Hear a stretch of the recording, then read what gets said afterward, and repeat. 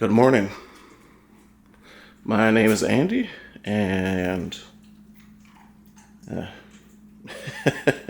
I hate introducing myself. I'm Andy. I'm a guy who is married to a veterinarian. I make YouTube videos. I have a lot of animals. And it's treat time right now. What I'm noticing right now is that our cat, Svetlana, did not come for treats. I went and found her. She's hanging in there, but she's just not very hungry right now. For those who aren't aware, Svetlana has very serious terminal cancer, and we don't really know how much time she has left. But today I just wanted to talk about how it feels to live with an animal who is going to pass away soon. May is definitely having some fun here.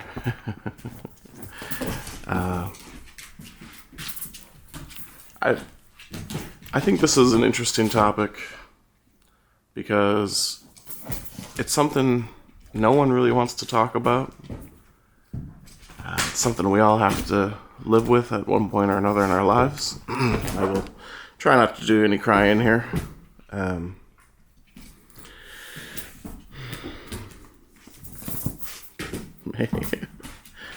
But it's hard, especially for those of us who really do care about our animals, like family, right? I'm not saying that to be judgmental of people who don't or anything like that. But yeah, some of us, we feel the loss of animals very deeply, and I've seen in the YouTube comments even that people will say they lost their dog 8 years ago and they still haven't truly gotten over it. And I can understand that. I really can.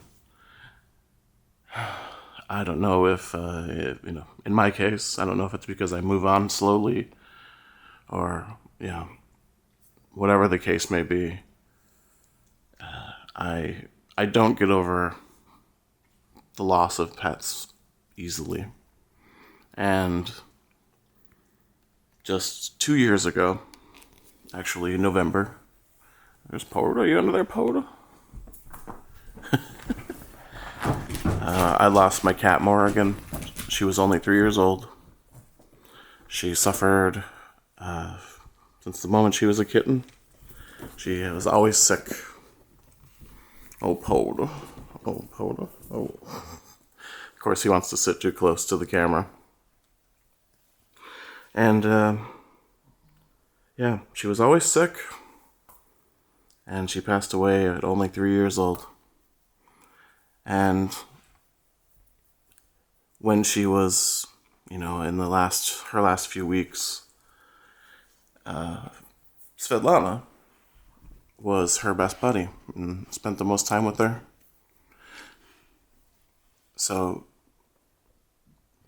it's pretty sad to see just 2 years later, Svetlana also now, oh, bipolar.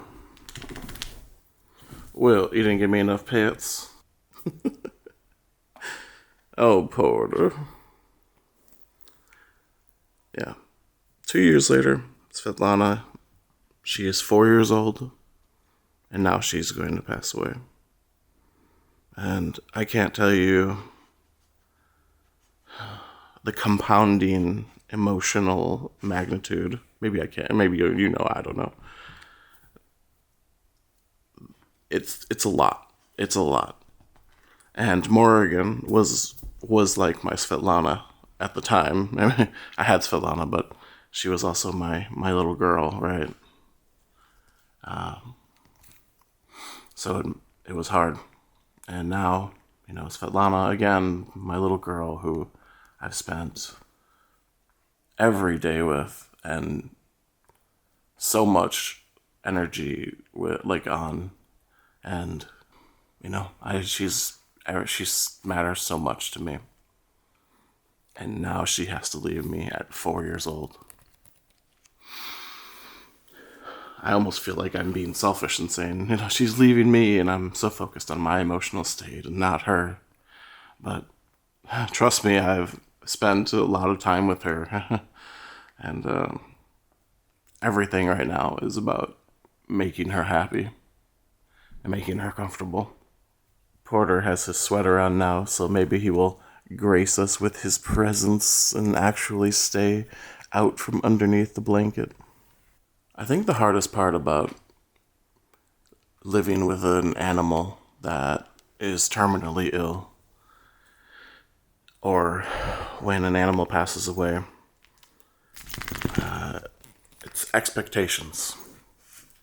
Expectations from ourselves, expectations from other people, and generally just dealing with it under, the circumstances, in the world that we live in, right? For example, some of us may need whatever, what amount of time off of work to deal, to grieve or to care for, that sick animal. But, most people would just laugh at you if you said that, right? Like, oh, right. You want to take off work to deal with your dog, your cat, whatever, like significant time off work. But unfortunately, a lot of us need that because for us, it's like taking care of, your sick brother or sister or child or parent or grandparent. And yeah, that's just not how the world works, unfortunately. Then we have the expectations from ourselves. We always expect to have everything together. At least I do. And the truth is, you're not supposed to have everything together. You never really do. You feel like other people do, but they don't. They're good at putting on the good face, And there are so many things when it comes to this topic that we're just so hard on ourselves with. I don't feel like, I spent enough time with her, or, was there something we could have done to prevent this from happening? Stuff like that. By the way, no, not really. There's not. There is not. People are, I don't want to go into this whole tangent, but people are so inclined to blame things when an animal gets cancer or anything. And, it's because their diet or whatever. Well, everybody has a different thing. Oh, it's because they got vaccinated or they got spay or neutered at whatever time. No, the reality is, especially with animals, most things you have very little control over. And even if something would have helped, there's no way you could know. If you fed them whatever whole chicken every day and for their whole life instead of whatever you're feeding them now, you don't know if that would have done anything. Most things with animals, it's genetic. And frankly, when it comes to adopting animals from shelters and stuff like that, I hate to even say anything discouraging because I don't want to give people a reason to buy from breeders and stuff. But this is a valid argument. Animals are inbred. A lot of them are. And we know this. In fact, May got her DNA testing recently, and I forget what it was, how much inbred she was, but she has some inbreeding, right? And she's like partially purebred, like her mom was a purebred. At least that's what allegedly. And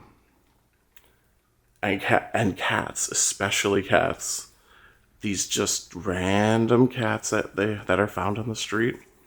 Especially blind ones. Where her and her brother were both blind. Charlie cat, who is definitely very inbred.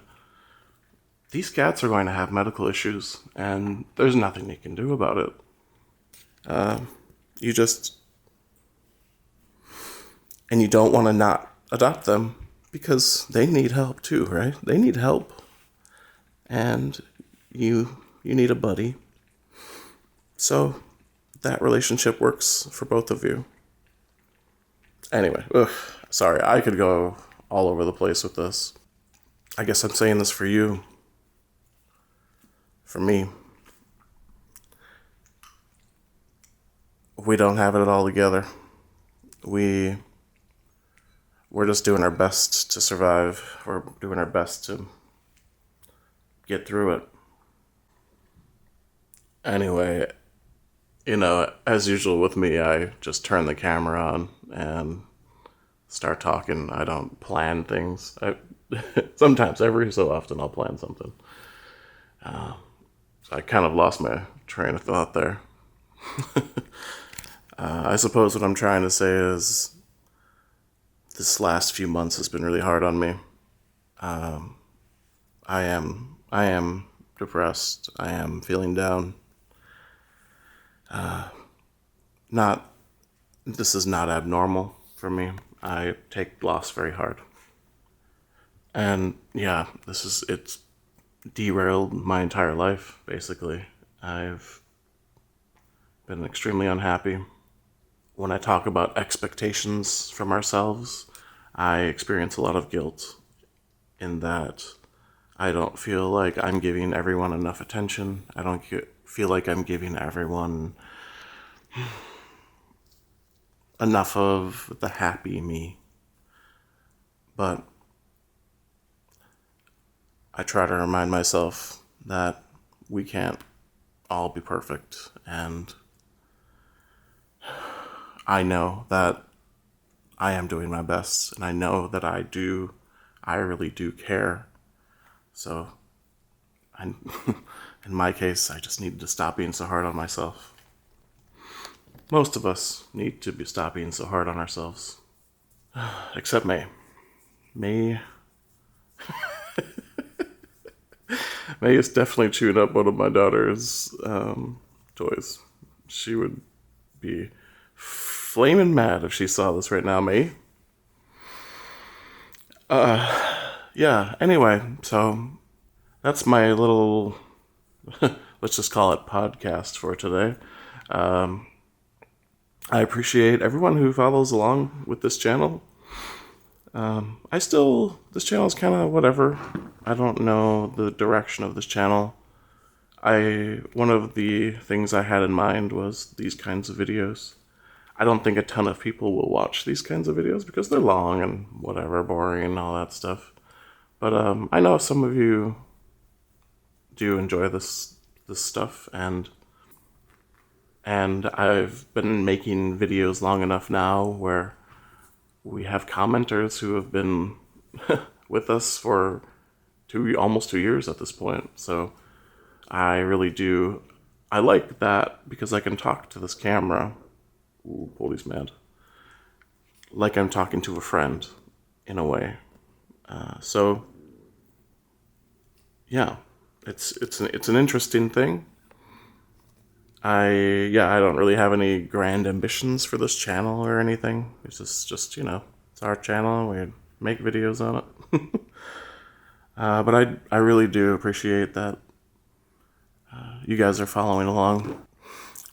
Sometimes I reply to comments, sometimes I don't, but I do read them all. I do, and that's why I'm so strict about muting people because, you know, I actually do read them all, and I don't want to deal with a bunch of crappy comments while I'm reading them, you know. I just hope you all know that you are appreciated, and you give me what I need to keep doing this weird thing that I do, that I have no training to do, and I had no plan to do, no ambition to do. It just turned on the camera one day and people liked my animals. Anyway, I hope y'all having a great winter. I hope you don't live in a horrible wasteland like we do. I don't know if you can see that snow. May can see it. And take care. Well, bye, y'all.